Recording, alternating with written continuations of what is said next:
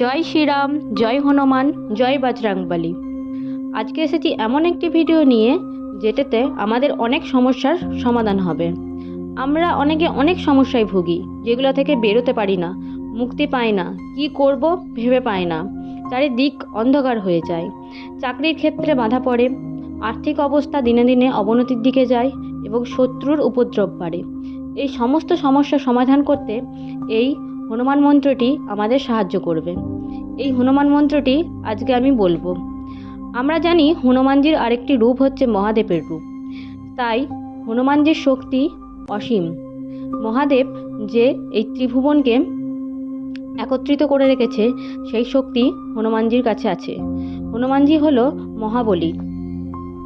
বর্তমানে এই কলিযুগে হনুমানজি হলো একমাত্র দেবতা যাকে খুব অল্পতে সন্তুষ্ট করা যায় এবং সহজে তার সাড়া পাওয়া যায়। ভক্তি ভরে হনুমানজিকে ডাকলে তিনি তার আসনও কাঁপিয়ে দিতে পারেন ভক্তকে সাহায্য করার জন্য।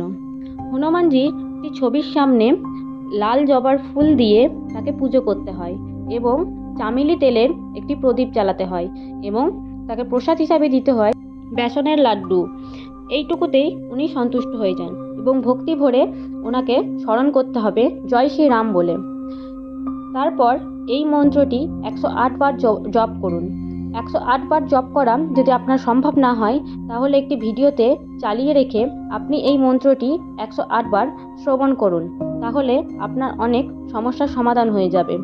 আর এই মন্ত্রটি একভাবে শুনবেন, মাঝখানে বন্ধ করে দেবেন না, তবেই আপনার সব সমস্যার সমাধান হবে।